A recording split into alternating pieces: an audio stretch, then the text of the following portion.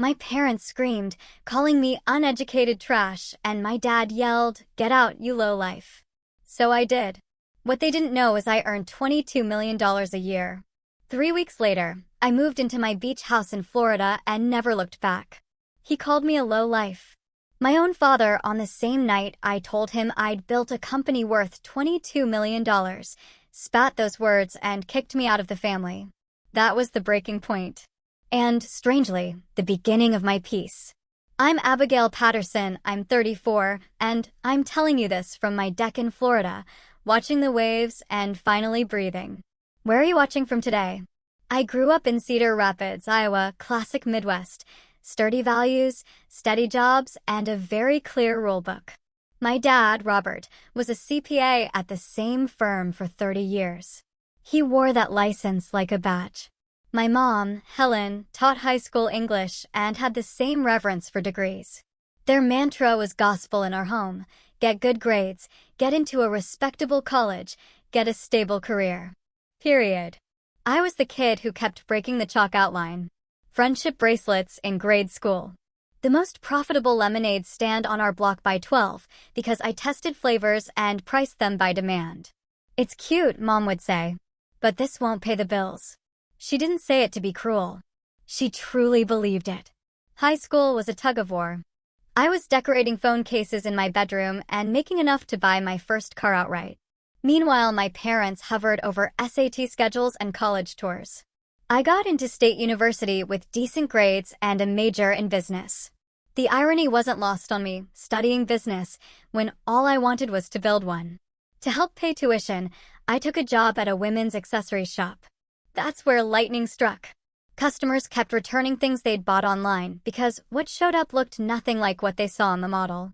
Over and over, it didn't fit like I thought. It looks different on me. I couldn't shake it. What if you could see clothes on real women with your body type before buying? The idea hit like a freight train. I called it Try Before. I started sketching features, hacking together a basic website, reading everything I could about e-commerce and UX at 2 a.m. My grades slid. My obsession didn't. Halfway through junior year, I sat my parents down at the kitchen table. I told them I was dropping out to pursue Try Before full-time. Silence. Then my dad, calm but edged, "Absolutely not. No daughter of mine is throwing away her education for some internet fantasy." My mom cried. "Please don't ruin your life. You're so close." But my decision was already made. The next day, I withdrew from classes and used my tuition refund as seed money. The fallout was brutal. They barely spoke to me except to ask when I'd come to my senses. I moved into a tiny studio that doubled as my office. Each morning, I folded up my futon to make room for the desk. I taught myself to code enough to build the first version. I convinced local boutiques to let me photograph their clothes on volunteer models of different sizes, real bodies, not pros, offering them exposure and store credit. I ate ramen. I worked 18-hour days. I fell asleep to the light of my laptop, exhausted and exhilarated. 3 months later, the site went live. 2 days after that, my first sale. Then another. Then 10 more. Within 6 months, we were processing 50 orders a day. I hired my first part-time employee, a photographer named Rachel who saw exactly what I was trying to build. At the 1-year mark, I invited my parents to see my little office. I hoped seeing it would help. "It's nice," Mom said, careful, scanning the room. Dad nodded at the books when I showed him we were profitable. "Let's hope it lasts," he said. "It's not too late to finish your degree." That night, I cried into my pillow, not because I doubted myself, but because nothing seemed to be enough. The next morning, I got up and went back to work. If I couldn't earn their approval, I would at least earn my own. The company grew in these small, steady ways that only look big in retrospect. One day, it was just me. Then there were 5 of us crammed into a hot little room with humming computers and dying AC. Try Before resonated with women who were sick of the online shopping guessing game. Upload your measurements. See clothes on women like you. No professional models. Real customers earned store credit to model new arrivals. The honesty was the point. At 18 months, we hit a wall. Traffic was crashing our servers. I pitched investors and collected 67 rejections. A lot of find a technical co-founder, which was code for find a man who looks like our idea of a tech guy. Then I met Janet Kingsley, a tech founder turned angel who sat through my demo, leaned back and said, "You built the thing I needed in my 20s. And you did it without burning mountains of cash." That's rare. She invested $500,000 for a stake that valued us just over $3 million. I bought groceries without calculating the cost per calorie and paid myself a modest salary for the first time. With Janet's help, we rebuilt our platform for scale, virtual try-on features, better size comparisons, a community where women shared styling tips. We grew to 20 people and moved into a real office with conference rooms and a kitchen. The press took notice, local business journals, fashion blogs, then Fast Company. Traffic spiked with every feature. By year 3, we crossed $1 million in revenue. I bought a small condo. I sent my parents a check for home repairs they'd been putting off. They cashed it and said nothing. At family gatherings, Dad introduced me as my daughter who didn't finish college, never my daughter who runs a tech company. Mom pivoted to cousins, Madison's law school, Tyler's residency. Once at my grandmother's birthday, my aunt asked about my company after seeing an article. "Oh, Abigail got lucky with that internet thing," Dad cut in. Right place, right time. Like those Bitcoin people. Lucky. 7 years of sleepless nights reduced to luck. That night I stuck a note to my bathroom mirror. "Your worth isn't determined by their recognition." By year 5, we had over 100 employees and international sites in Canada, the UK, and Australia. $8 million in annual revenue with profit margins most startups would envy. Forbes 30 Under 30. A Webby for best shopping experience. A segment on CNBC. I sent my parents every link. Sometimes I got a nice, usually silence. In our hometown, I was suddenly a success story. People asked me to speak to their classes. My old econ teacher invited me to talk about scale. Everyone seemed proud, except the 2 people whose pride I craved most. Year 6, our valuation hit $15 million. We moved into premium office space downtown, exposed brick, open floor plan, plants everywhere. I bought a house on a lake 20 minutes from my parents, hoping proximity might soften things. My dad walked in once, looked around and said, "Must be nice to afford this without student loans." Little barbs. I'd grown used to them. The call came on a Tuesday. My assistant slid me the phone mid-meeting. "Your mom." "Dad's been let go," she said. Budget cuts. After 30 years, at 58, his firm got acquired and he was suddenly redundant. My stomach dropped. "What can I do?" "We'll be fine," she said. They weren't. Savings dwindled. He couldn't find work, too experienced for entry-level, too niche for lateral. Meanwhile, Mom's migraines turned out to be something that needed specialized treatment insurance barely touched. I didn't wait to be asked. I paid off their mortgage $167,000 so they could breathe. I covered Mom's medical bills and got her into the right specialists. When their 12-year-old car died, I had a new SUV delivered. "We can't accept this," Dad said, stiff. "You can," I said, handing him the keys. "Consider it payback for raising me." It didn't stop there. I set up monthly transfers to cover groceries, utilities, insurance. I paid for their kitchen renovation and a new roof. I covered my brother Mark's private college tuition without blinking. I wrote a check so my sister Emma could have the wedding our parents couldn't afford anymore. The money flowed one way from me to them. The recognition never flowed back. "The business must be doing well," Mom would say when she deposited my checks, like they materialized from the clouds. "God provides," Dad said at dinners I paid for. He'd tell relatives, "It's temporary until I'm back on my feet."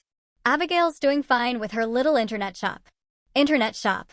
A company with international reach, reduced to a hobby. As they began to rely on me more, they also minimized me more. The cognitive dissonance was whiplash. At one Sunday dinner, after Dad complained for 20 minutes about kids these days who don't value education, I said, "Dad, we employ 150 people, and we're projecting $12 million this year." "That's nice, honey," he said, that patronizing smile, "but internet businesses come and go." What happens when it disappears? At least your brother will have his engineering degree to fall back on. The irony was almost laughable. They lived on my present while doubting my future. I started to understand. For them to admit my path worked would mean rethinking their entire belief system. They weren't willing to do that.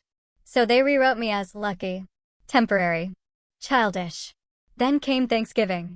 I paid for everything: the heritage turkey, premium wine, the dining room renovation that framed Mom's antique china. Family filtered in, laughter in the air. I was in the kitchen transferring rolls to a basket when Dad's voice floated in from the living room, straight through the vent.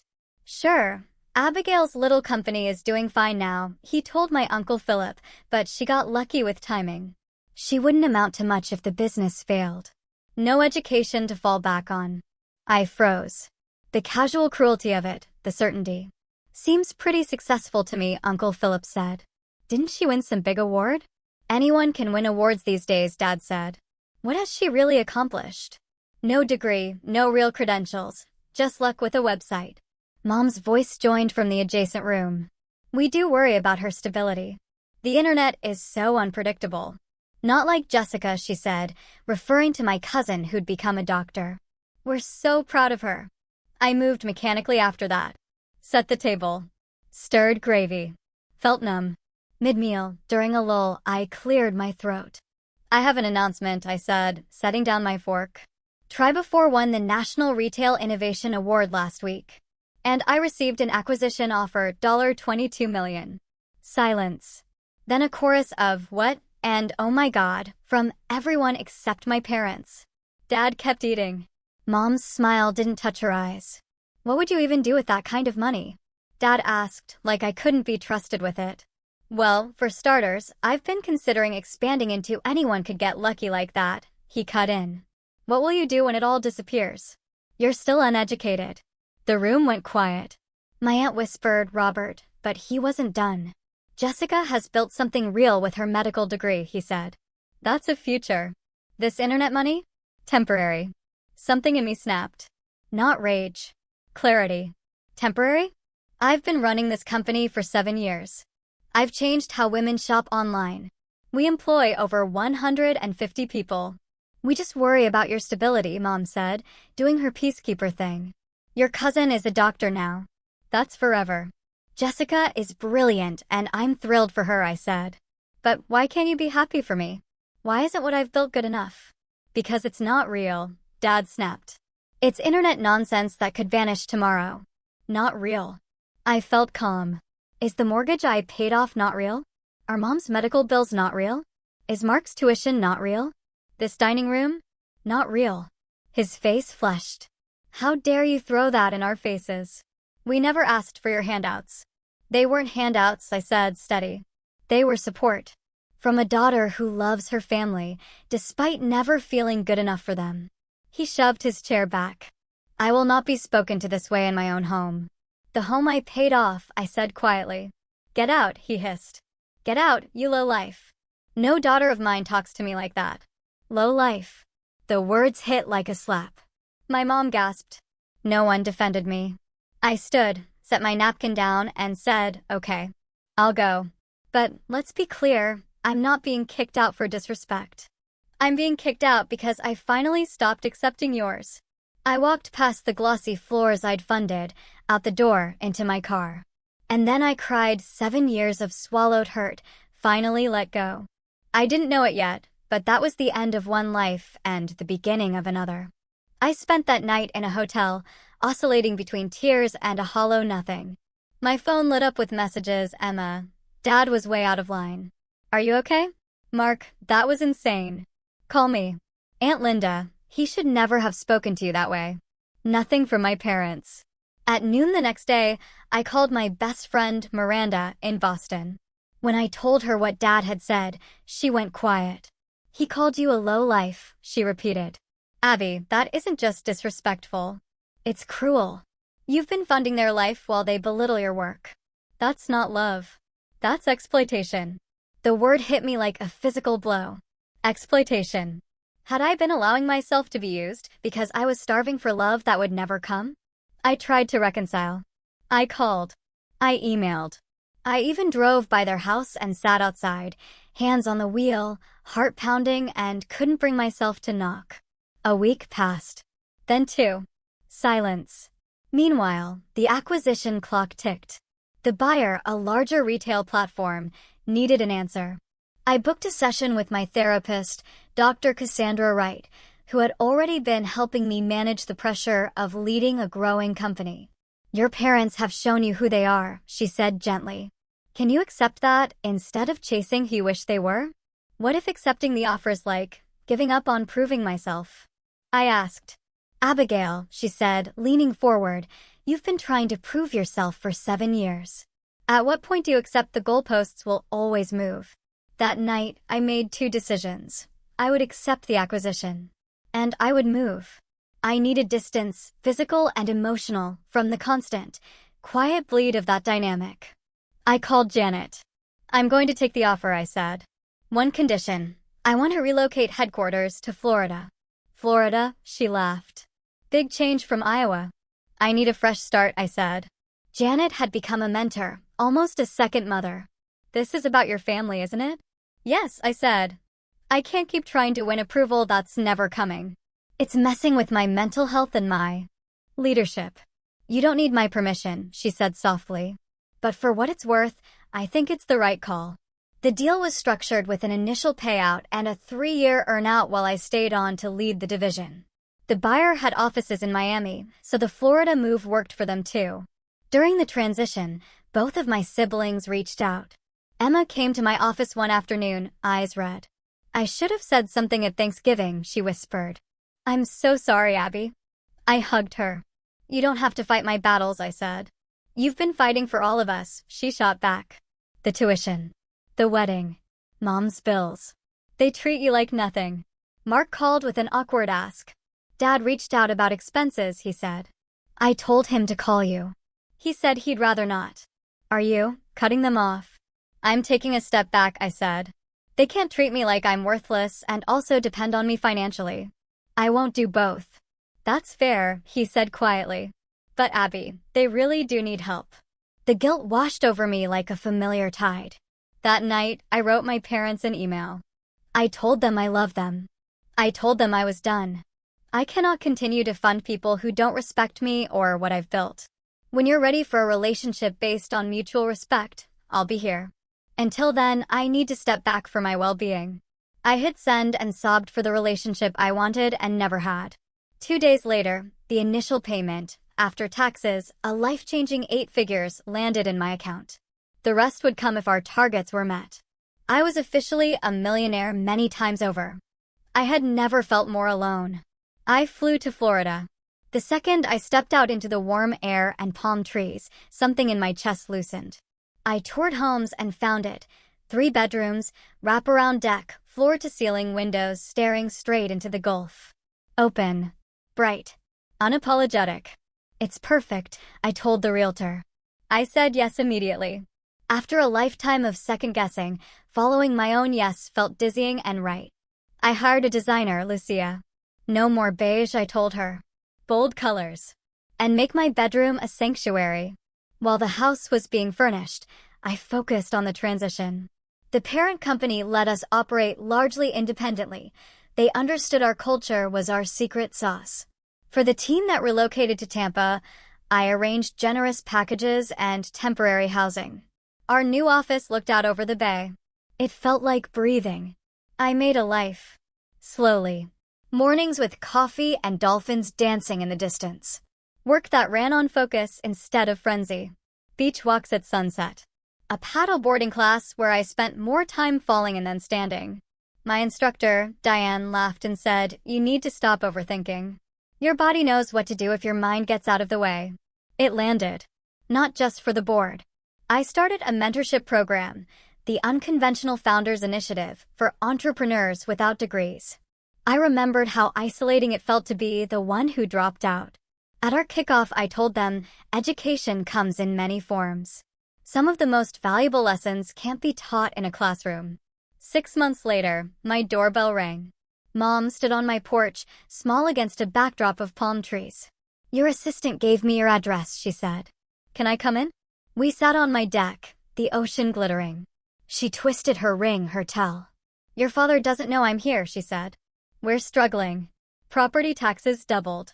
My treatments aren't fully covered. There it was. Not a reconciliation. A request. I see, I said. We're not asking for much, she said. Just what you used to send. Before Thanksgiving. I took a breath. Mom, I can't go back to that. Dad called me a lowlife and kicked me out. Neither of you has apologized. He was upset, she said. You know how he gets. That's not an excuse for emotional abuse, I said. The word felt heavy and correct. She flinched. That's a harsh way to describe family disagreements. Would you accept a husband talking to you like that? Would you tell a friend to stay in that dynamic? I asked. It's different with family, she said. It shouldn't be, I replied. If anything, family should treat us better. We're your parents, she said. We need your help. The old guilt surged. I thought about my bank account, the freedom it brought, the ease of writing a check.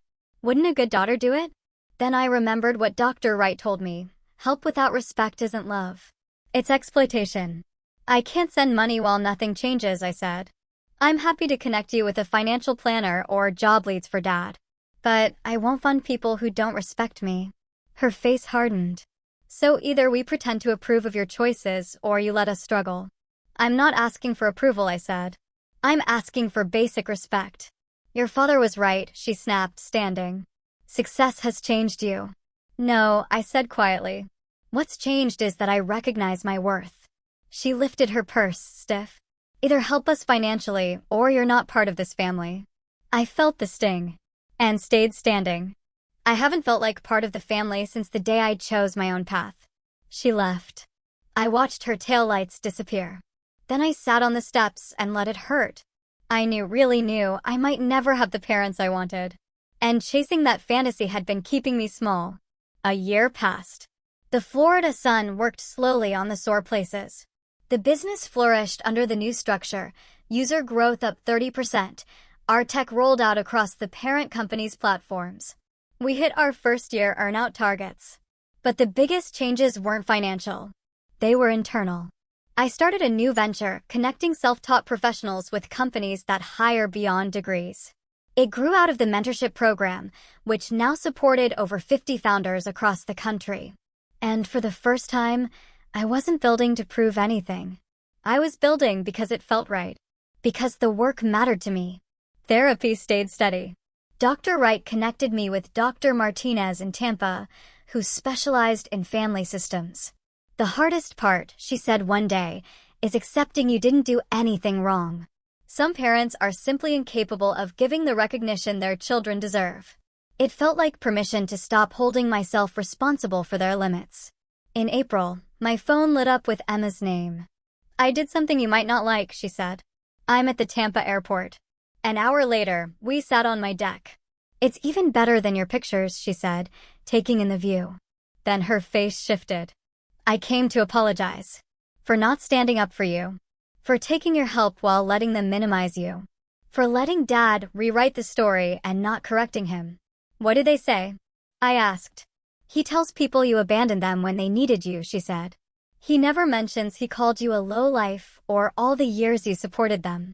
Mom goes along with it. It hurt less than it would have months earlier. I'm not surprised, I said. I tried to defend you at Easter, she went on. Dad accused me of taking sides. Mom cried. It was awful. I'm done being in the middle. I want to be on the side of truth. She squeezed my hand. You made the right choice, Abby. Those words unclenched something that was still, apparently, clenched. You made the right choice.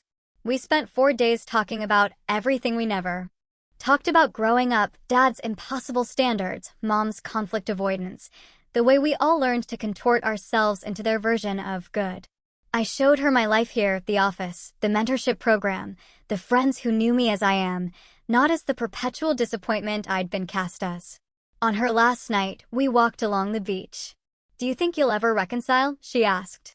I'm open, I said. If it can be healthy. But I've stopped expecting them to change. That acceptance has been the most healing part. You seem lighter, she said. More, you. I am, I said. Living for your own approval is so much simpler than chasing someone else's. A strange new kind of good kept finding me. My TED Talk about success beyond credentials went viral. My inbox filled with messages from people who'd taken unconventional paths and paid the family tax for it. Your story gave me courage to set boundaries, one founder wrote. My pain was becoming a bridge. That felt holy in a way. In July, Mark emailed, Dad had a minor heart attack. He's stable. I sat with it. The old pattern would have sent me on the next flight with a blank check. Instead, I felt compassion without obligation. With Dr. Martinez's guidance, I sent flowers and a simple note, wishing you a speedy recovery. I didn't re-enter the old dance. A small thing, a huge thing. As the 1-year mark of my move approached, I threw a party. A housewarming that had nothing to do with walls and everything to do with a new life. Friends, colleagues, ments. Emma flew in. My home filled with laughter, clinking glasses, the music of people who see you and like what they see. After dinner, Emma tapped her glass. A toast, she said. To my sister, who did something most of us are too scared to do, she chose herself after a lifetime of choosing everyone else. She walked away from criticism and conditional love and built a life where she can shine. To Abigail, and the courage it takes to begin again. We raised our glasses. I blinked back tears. It felt like arriving home, not to a place, but to a self. Later, after everyone left, I took my glass down to the water.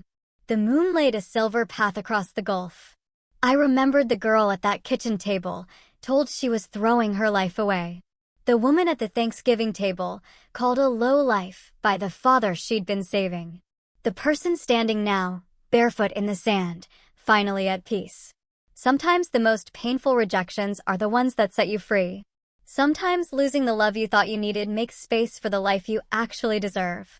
And sometimes the family you choose, the one that celebrates you without qualifications, is more real than the one you're born into. If you're standing at that same crossroads between pleasing others and honoring yourself, I hope you choose you. It's terrifying. And it's worth it. Wherever you are tonight, I'm sending you courage. And if any part of my story sounds like yours, I'd love to hear it.